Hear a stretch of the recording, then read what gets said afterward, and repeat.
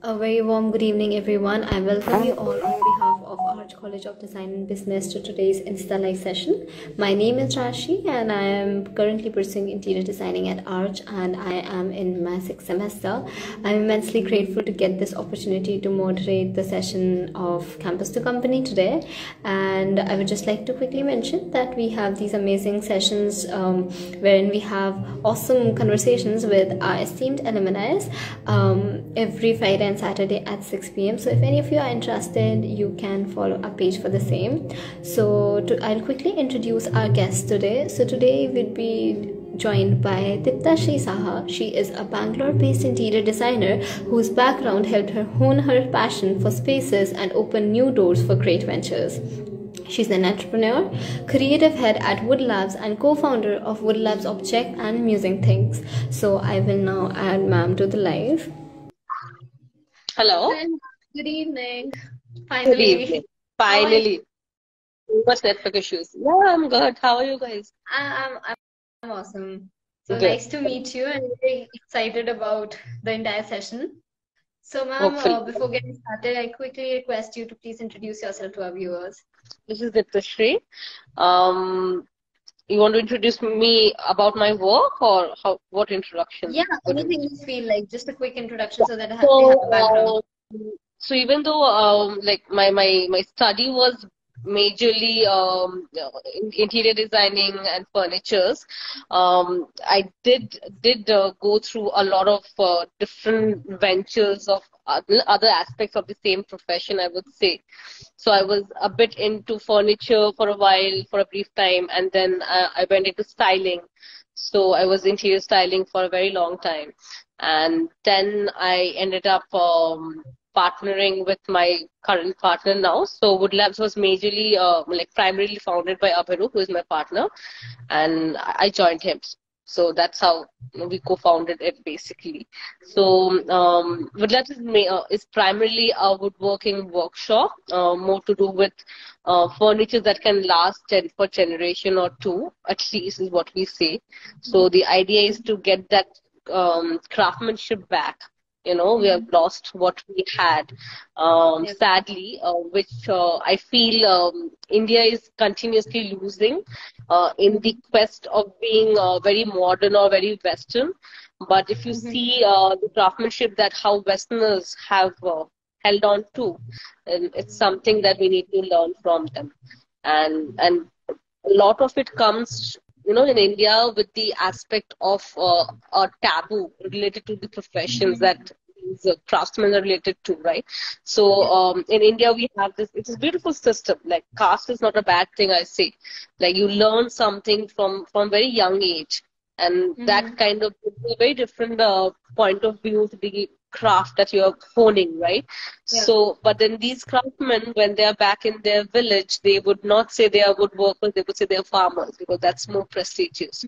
So until these guys take a pride in what they are doing, and that's true for any other craft. So most of these people will be out of their village working, doing what they know and doing what they should be proud of, because what they know is extraordinary. We don't know that much, you know, but then they need to take pride in that, and that will only come when the consumer belt is kind of educated, so to say. You know, they respect them more. You know, they respect the craftsmanship more. And that's how Wood Lab started, basically. The idea was to kind of support these artisans and uplift them. They're hanging by a generation. Like next generation, there's almost no one to get into the craft.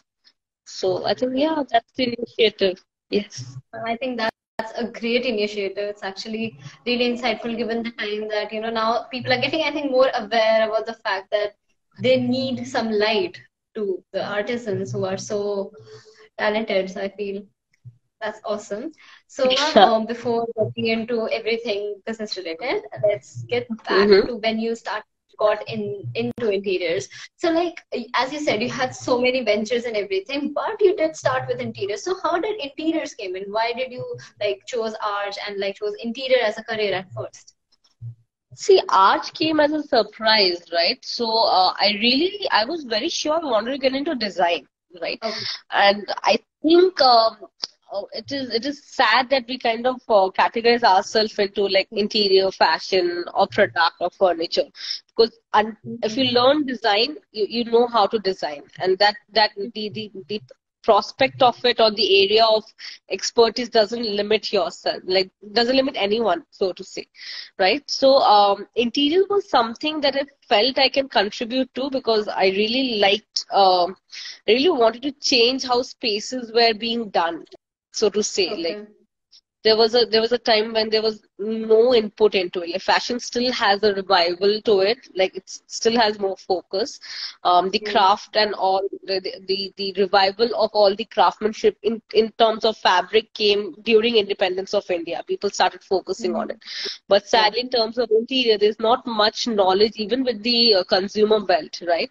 And Right. that's where the difference stays, and that's where there's a lot of gap in how we see fashion and how we see interiors.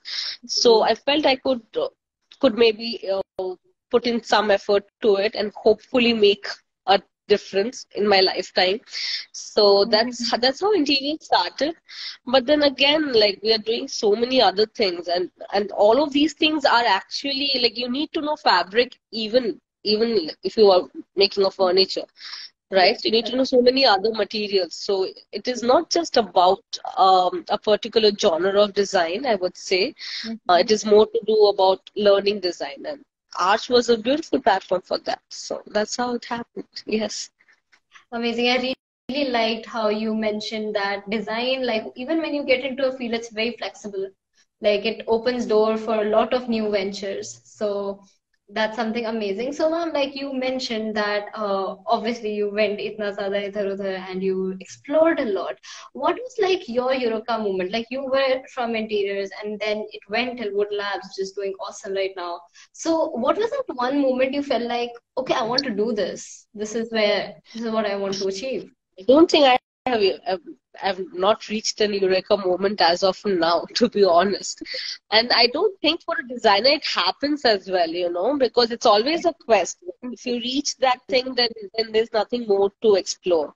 So I think there's always a quest. There's a thirst to learn more, thirst to explore more, and Mhm. like for example, it's more like an evolution. I can always say that what I was at least 4 years back or Mhm. 7 years back, I'm Yeah. definitely a much more evolved human being or a thinker, so to say.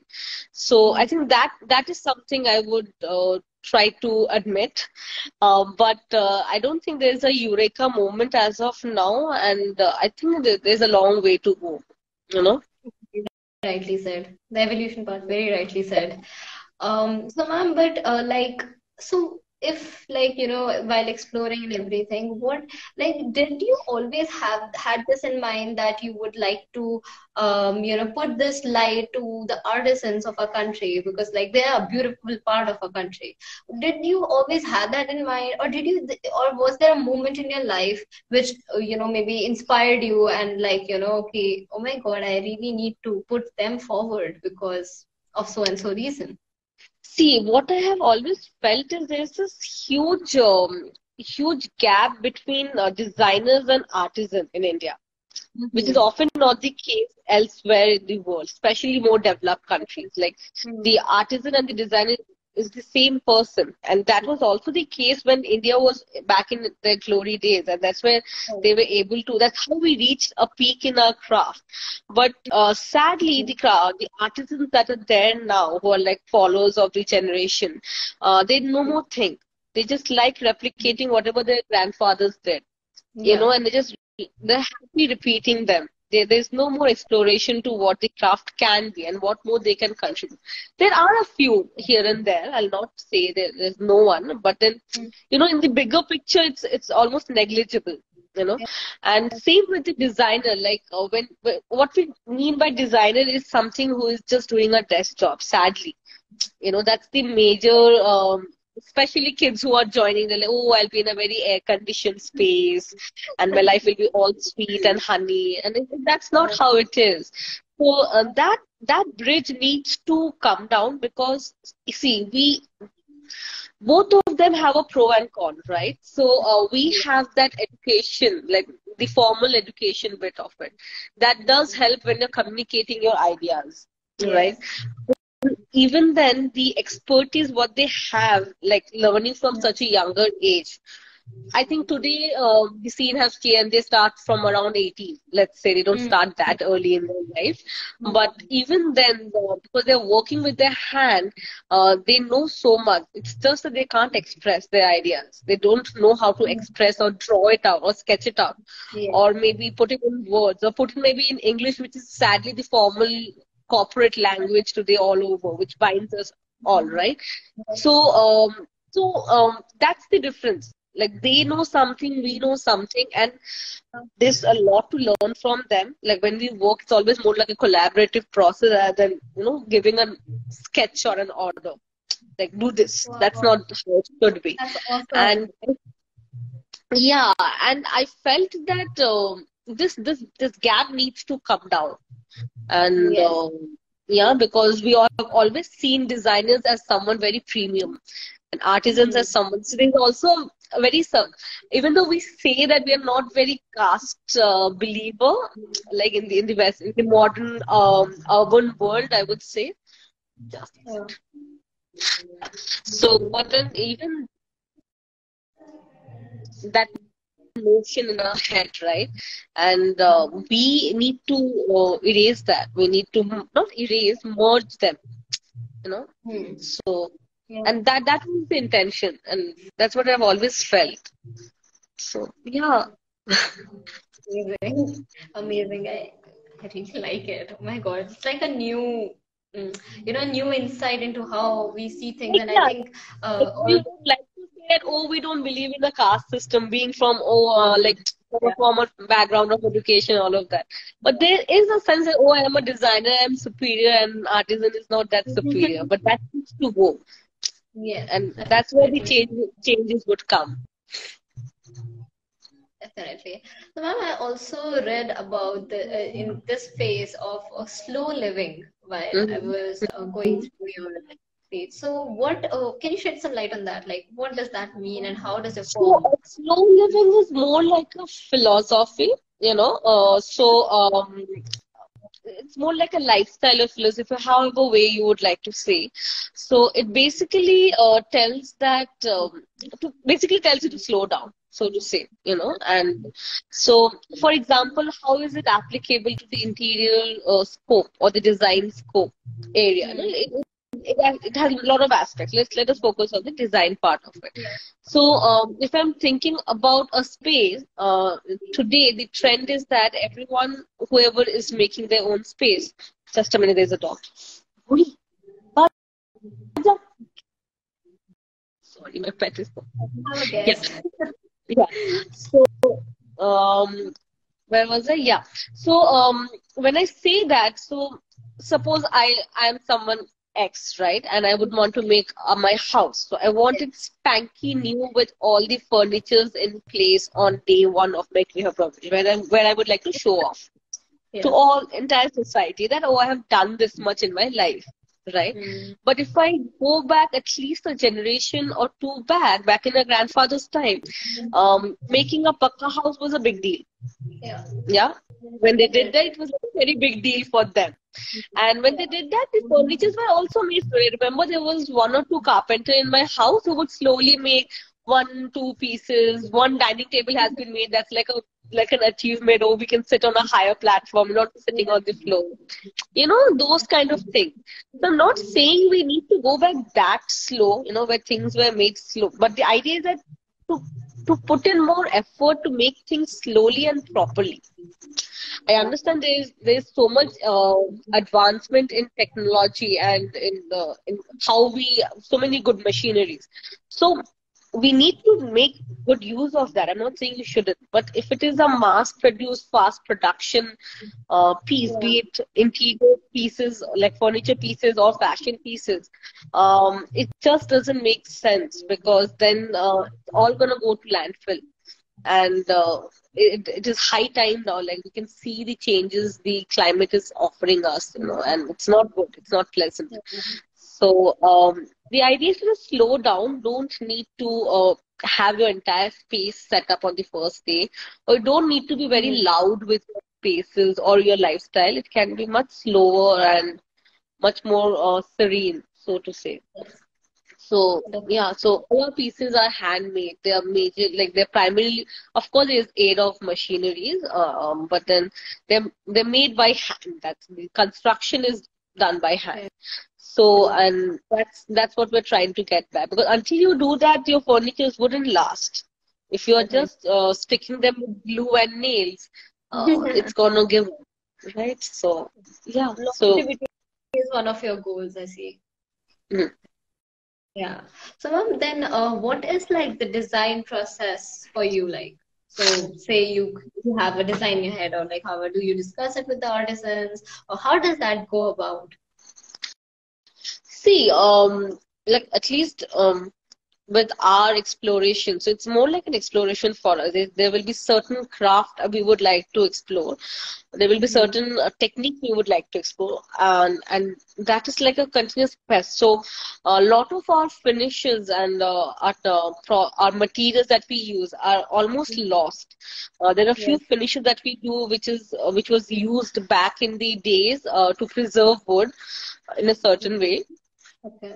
and we have completely lost the art.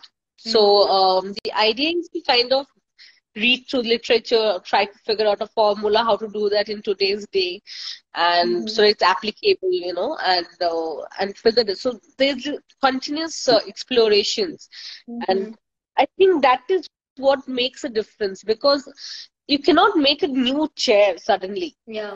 right? Like the chairs have been explored, like humans have been exploring since more than 100 years, and it's done. Yeah. There's a book called Thousand Chairs, and it has all the chairs that is possible. So Yeah. you cannot do anything exponentially new until it's superbly crazy and impractical. Let's be honest. But the idea is to kind of marry certain details, certain finishes, certain materials, and what new you can make out of it. So we're at that stage where things have been done almost. You don't do exponentially, like suddenly a big jump to it. But if you have certain eye to detail, I would say just incorporate those details, and that comes up as new. And that's how we work with our artisans. So we share these ideas, these techniques, and let us explore it, and they'll have certain ideas, to resolve them.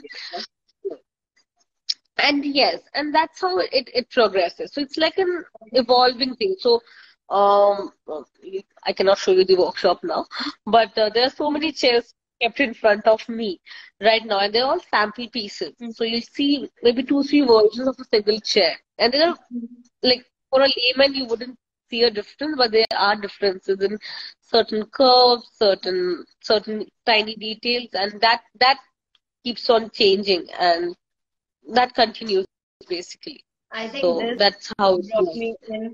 this brought me into the next question. Actually, I was about to ask that. Like, I went through all your designs and everything. Really, really liked them.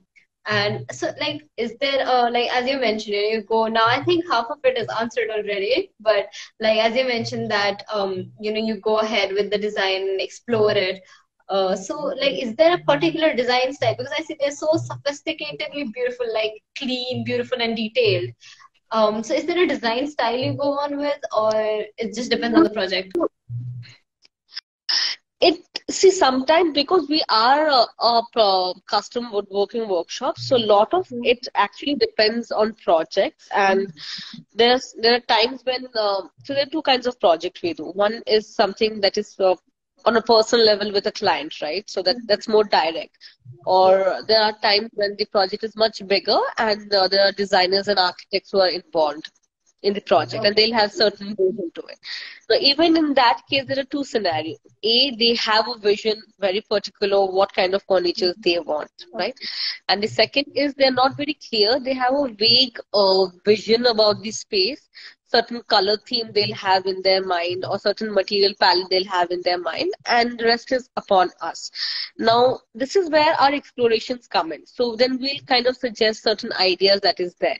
Now, so to say, when I say that we love reviving old ways, old techniques, or olden days ways of construction. They're very traditional in that way. The furnitures are not very typically traditional. What we understand by traditional in India, they're not overly decorated. They're not deco like art deco. Like they're not that gaudy kind of a thing. They're not baru, so to say. Right. So we do understand that in today's day, spaces are tight. People don't have that much time. They don't have so many people around them to help them out, and you need more lightweight pieces. So I think the sweet spot is the mid-century, I would say. It does have a lot of classic designs that came up during that period of time, um, and really good details. So we try and kind of explore more into that kind of an aesthetic, and also a lot of modern Japanese is another genre, we would say, that inspires us a lot. Scandinavian, so more of these kind of things. But again, the idea is to explore pieces with more wooden joinery. Okay. So that's the overall crux of it. And anything clean lines, and also because the materials that we use is all solid teak wood, which are all reclaimed. Like they're sourced from old buildings. Now there are only so many old buildings that is there, and they're getting demolished every day, right? So I don't know like it is a sustainable way for sure, but how many are available? Like, how many of those houses are available for me to do? So if I'm not judicious and conscious about my material usage, it just doesn't make justify. And you don't need to use thicker section. If the wood is at least 200 years old, that's how old the houses are. They must have used much older wood back then. They were good quality wood back then, right? So you don't need, you can go really thin. The wood is very well seasoned. So your design needs to justify your material aspect as well. And that is also one of our quests, how thin or how lean we can go with our sections. So yeah, so that's how very difficult to say what design aesthetic we belong to, but it does have an amalgamation of a lot of ideas. So, ma'am, as you just talked, like you just talked about reclaimed wood and sustainability. So, what are your views on sustainability? Because sustainable design has become a huge thing these days. It's the necessity of the time, definitely. But obviously, right now, I think we are still at a developing period where we are going towards sustainable design. However, it has its own limitations, and even with the cost cutting and the very fast paced living everybody has nowadays, giving out good designs in short period of time within a budget, and that too sustainable, gets in a lot. It's a lot to expect from. So what are your views on that, and how do you put it I in your think sustainable has become a very pop word, I would say. It's more fashionable to say that sustainable. sustainable? Yeah. So I think that's the scene more now. So with the clients as well. But it all comes with the intention of how you would want to do it, right? And like it is not sustainable if you are filling up your house on day one, for example, or filling up your anything, or your wardrobe maybe on day one, and then you figure out, oh, I don't like this thing. Rather than collect pieces throughout your life as a part of your journey. So each pieces have their own story. How it came into that your life basically.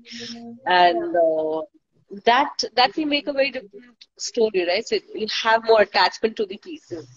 So I think that's the thing, that so it depends on that's what I'm saying. So there are two aspects to it. One is the people who are designing and trying to give it to the market. The second is what the consumers think, and both needs to grow equally, parallelly, I would say. Yes. Right? Yeah. Same with designers, like they need to have it cannot be just one thing that is sustainable and then I'm doing a bulk out of it. So it needs to be sustainable, not just environmentally, but in all aspects. And it cannot be made fast. Like anything you do quickly, even if you study on last day, you cannot finish your syllabus. That's how it is. So nothing can be done fast. Whatever time it requires, you need to give it that much of time.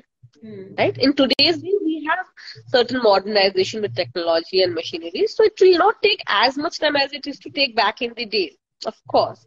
But then it will require the time it requires, and you need to give that much time. If you make a furniture without seasoning it properly, it's going to start wobbling in a year or two. So you really can't help. The nature will take its own time, so you really can't do anything. So that's what I would say. So, ma'am, with your time here at college, whatever you learned, and even as in the field of interior, and then you stepped in the industry, obviously, like it's a scary experience. Like, even when I think about it, oh my God, next year I'll be in the industry, it's Yeah. crazy.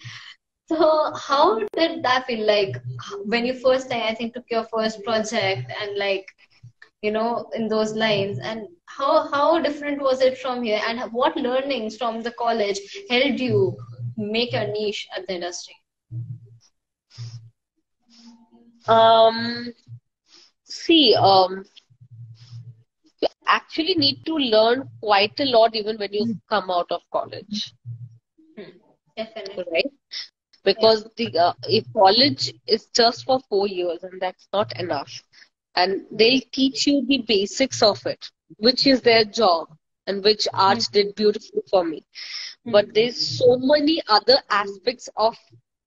See, they'll teach you how to design, but there is so much more you need to do in your real life rather than just designing. Designing is just 10% of your job. There's so many other aspects, especially when finally now that I have my own firm, I can say that design is just 10% of my job. There's so many other things that you need to do, and that is something only industry would be able to contribute to your life. So for the first few years, I would ask anyone to at least good 10 years, I would say. If not, I did it for 5, but it depends from people to people. Everyone have their own calling. But at least 5 to 7 years, just focus on learning rather than think that, oh, I'll design on the first day. You cannot design. You need to learn so much more, you know. And, yeah, that's what I would say. So, ma'am, also you also have you're also the co-founder for the Musing Things and the Wood Labs Object. So, actually, we also had our furniture module, and we also went furniture designing, and then we studied a lot about wood finishes and everything. So, I'll just say in the Musing Things, it's like you make toys for children. So, given the time right now, what kind of like, because it needs to be child safe, because the child may put it in the mouth and it's a wood product. So how does that process go? Because I think it'll need a lot of certifications. This approved, this approved, this approved. Yes, yes. So, see, in general, we are very serious or strict about our finishes for everything, right? All our pieces are naturally oil finished, so nothing is poly coated or polished. So there's no layer on top of it. Alright. If you're understanding. So if you're finishing any wood, the conventional way in today is to polish it, which would create a film on top. Right? But there are different kinds of oil. There's PU or something. You know what is there in the market, right? So yeah. Now oiling is a little tradition is the traditional way of doing it. So where you would oil the wood. And what it does is the wood being a porous material by nature, it would absorb the oil. So there is nothing synthetic on it. Like, it's almost like oiling your own skin. Now, there are certain special oil that we do on our furnitures, and which makes it more, what do I say, more durable. Like, it will last you for a longer period of time. It being used very vigorously every day. Like, the usage of it is quite heavy, right? So now when I come to musing thing, it being for kids, we opted for very simple edible food oils, and it works. because if you think, your chopping boards are also something which needs to be food safe. It's not something difficult.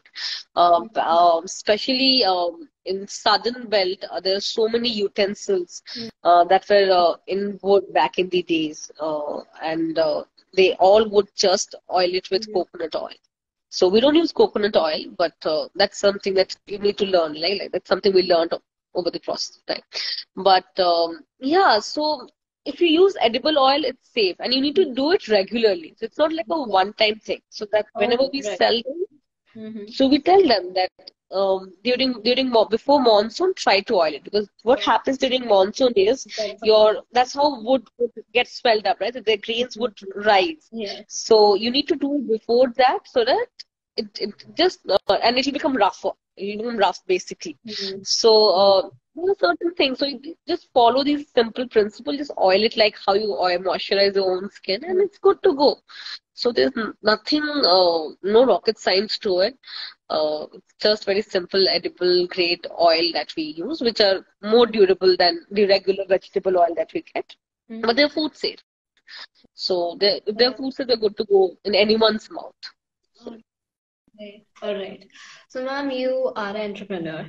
You have your own firm in the industry for so long. So, ma'am, when you take up professionals for either internships, like someone who is a fresher like us, straight out of the college, and is just new to the field, learning even still, or anyone for the job for that matter who's a fresher, what do you look into them? Because I know that even you as an entrepreneur would know that they're a fresher, and they'll need some time to get in the industry. What do you look at? See, we don't expect, so that's what I'm saying, right? So if I don't expect them to design or work for me on day one, like that is not possible, right? And every organization will have a certain library of material, certain philosophy to how they work, and that is something they have developed over a course of time, right? Like even as an organization, that organization has developed in a certain graph, right?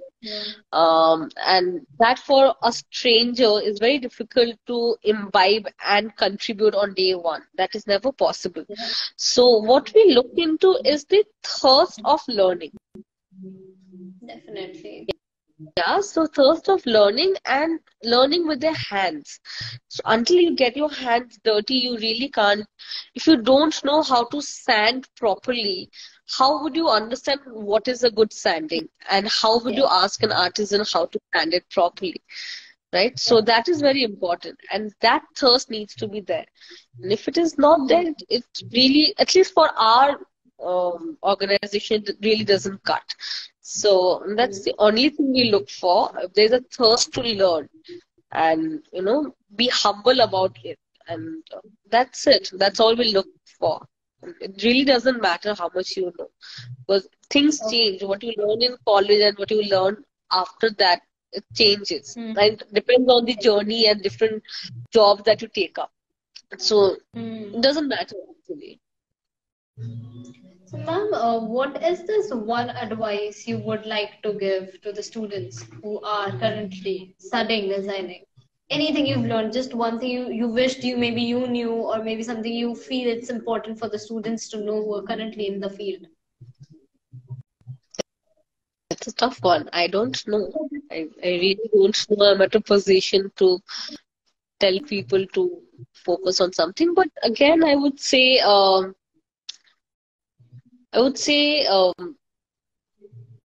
maybe it can be a learning. Maybe you just throughout your journey, maybe it's something just that you notice and you feel like, if I knew this before, something on those lines as well will do.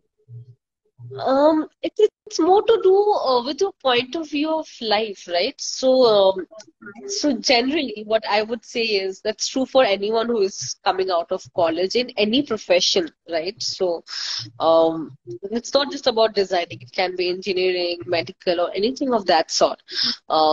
When you come out, you expect that, I'll have a very comfortable life after this. But the journey just begins. And yes, so just be prepared for that this is not the end. This is not the finishing line. Yeah. This was just the beginning, and whatever you did is the prep for, because this is what you're going to do lifetime now. Yeah. Whatever till college or master's, also wherever your education stops, basically, is the Mm. prep for the marathon. And Mm. it's good to be prepared. I was not that prepared. And I think most of the kids who join us are also not prepared. So I can see through it because I was the same. And I think most of the people are. Yeah. And I picked it up quite fast. I picked it up within a week's time. Like, this is Mm-hmm. just the beginning of it. Right? So there's so many Mm-hmm. things that you need to control. Everything was being controlled for you till now, even in college. Yeah. In fact, there were some people who were taking the blow, even if you fail. That's not going to happen anymore. I think that is something. All right, all right, ma'am. Right now, even with your organization, do you still take up any interior projects, maybe simultaneously? So, no, no. All right. So we focus. So it depends basically. How I would like to say is you. uh, There are two ways of doing it, right? So one is you design a space, right? Yeah. You do everything of it. So that's like from a bigger prospect, you come to the, and in the end you might think about the furniture. So that's way that you're coming from outside in, right? The Hmm. other way is you contribute from the minute details of the space, right? Hmm. And you go inside out. Yeah. So now our approach is more inside out. So we do take projects, but then it's more to do with loose furniture aspect, All anything right. wooden aspect. Done. So we had initially not with wood labs, like in our profession, we were trying to balance both. But I think the calling came, and we like especially me and Abhiru, both of us, we thought that it's better. It's not better. That's what the calling was. Yeah. Let us focus on details, tiny details, and you end up contributing to the space anyways. You end up contributing to the project anyways. So we have done full-on houses, and no. So in terms of interiors, yes, but it depends how you do it. So we start with the smaller items first, and then it grows. True. Uh, so it makes a difference, right? How you approach it. Yeah. Definitely, definitely. Manan sir wants to ask, when do you plan to visit Arch, ma'am? So yeah, I do plan to visit every year. Trust me, like I need to visit my college. It's been so many days, so many years. I've not visited actually after coming out of Arch, but every time there's something or the other comes up, and I doesn't happen. So hopefully this Then year. So let's see. I read it and it said that what are your views on integration of AI and this futuristic technology in the future, maybe in interiors or in furniture, however. What are your views on that? See, AI is no more future; it's present. Like Google is stumbling, like it's afraid now. Yes. So it's no more a future, it's present. But I really don't know how it would contribute to our profession. It has still to grow more, I think. There are a few things, but I have not yet figured it out. So I'll not be the best person. But yeah, I think it is here now and it's going to stay. And better to adapt to it as Hmm. quickly as all of us can. What do you think about the future in technologies? And the same thing I asked you. And then there's one more part to it that about the future technologies affecting can AI take over architecture? I don't know how that goes about. See, AI can only help you think, right? Hmm. There's certain like the profession that we are into, it can be only done manually with hand, and that's the intention. So, it's the same question as it was back in the days when computers were being introduced in Yes. everyone's life. Like, will computer take all of our job? It has increased more job and does help you, but whatever needs to be made by hand, it will be made by hand. So that remains, right? So you Right. have to reach the most out of it, but Mhm. and you have to find the balance. So I don't know where it Yes. is heading towards, but I think Mhm. there are still a few things you'll have to do by hand. For example, eating your own food. So right? Yeah. So as simple as that. So thank you so much, ma'am, for joining us today. It has been an amazing, amazing session.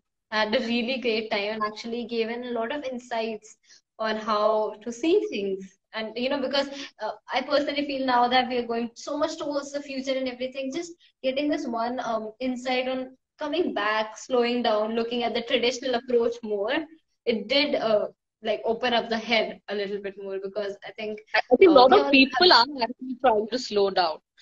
They are yes, like in on one hand we have AI and there's another bunch of people who are going back to bar yes, phones. Like yes. there are so many even big Mm, shot people like mm, industrialists who are going back to bar phones because it's just so yeah, much data and just so much waste of time as well, yeah, yeah. So there are and it's going to stay. Both the worlds are going to stay, and I think yeah, you have to kind of find a bridge between it. Thanks. Definitely. So thank you so much, ma'am, for joining us. Had a great time.